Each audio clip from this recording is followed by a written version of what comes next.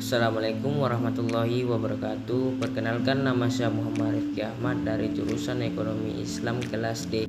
Pada video kali ini saya akan membahas sejarah perbankan syariah. Di dalam perbankan syariah itu sendiri terdapat 3 aspek. Yang pertama yaitu praktek perbankan di zaman Nabi Muhammad SAW dan para sahabat. Rasulullah SAW yang dikenal dengan julukan Al-Amin dipercaya oleh masyarakat Mekah menerima simpanan harta, sehingga pada saat terakhir sebelum Rasulullah hijrah ke Madinah, beliau meminta Sayyidina Ali untuk mengembalikan semua titipan itu kepada yang memilikinya. Dalam konsep ini, yang dititipi tidak dapat memanfaatkan harta titipan tersebut. Seorang sahabat Rasulullah SAW, Zubair bin Al-Awwam, memilih tidak menerima titipan harta. Beliau lebih suka menerimanya dalam bentuk pinjaman.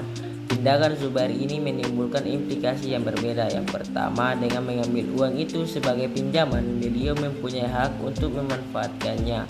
Dan yang kedua itu, karena bentuk pinjaman, maka ia berkewajiban mengembalikannya utuh.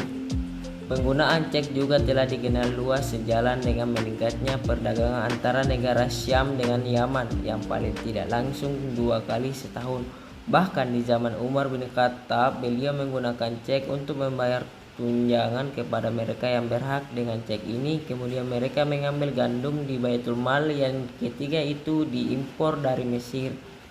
Pemberian modal untuk modal kerja berbasis bagi hasil seperti mudarabah, musyarakah, musyaarah, muzakah telah dikenal sejak awal di antara kaum Muhajiri dan kaum Ansar. Dua itu praktek perbankan di zaman Bani Umayyah dan Bani Abbasiyah. Perbankan mulai berkembang pesat ketika beredar banyak jenis mata uang pada zaman itu, sehingga perlu keahlian khusus untuk membedakan antara satu mata uang dengan mata uang lainnya.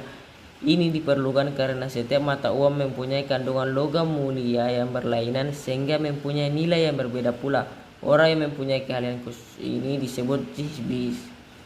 Persamaan antara jizbis dan ban adalah sama-sama melakukan fungsi-fungsi. Kemajuan praktek perbankan pada zaman itu ditandai dengan beredarnya cek dengan uang sebagai media pembayaran. Yang ketiga itu praktek perbankan di Eropa. Yang pertama itu, dalam perkembangan selanjutnya kegiatan yang dilakukan oleh program JIHBI kemudian dilakukan oleh institusi yang saat ini dikenal sebagai institusi BAN. Ketika bangsa Eropa mulai menjalankan praktek perbankan, tercatat sebagai BAN yang pertama dibangun pada tahun 2000 sebelum Masehi di Babilonia. Pada tahun 500 sebelum Masehi di Yunani didirikan Greek Temples, suatu lembaga semacam BAN yang dioperasikan meliputi penukaran uang dan segala macam kegiatan BAN. Pada saat belahan dunia didominasi oleh bangsa-bangsa Eropa, di mana pada saat yang sama peradaban Muslim mengalami kemerosotan dan negara-negara Muslim satu persatu jatuh ke dalam kekuasaan penjajahan bangsa-bangsa Eropa, mengakibatkan institusi perekonomian umat muslim turun dan diganti oleh institusi ekonomi bangsa Eropa. Mungkin itu saja materi yang sempat saya bawakan. Saya tahu kekurangan saya dan apa kekurangan saya.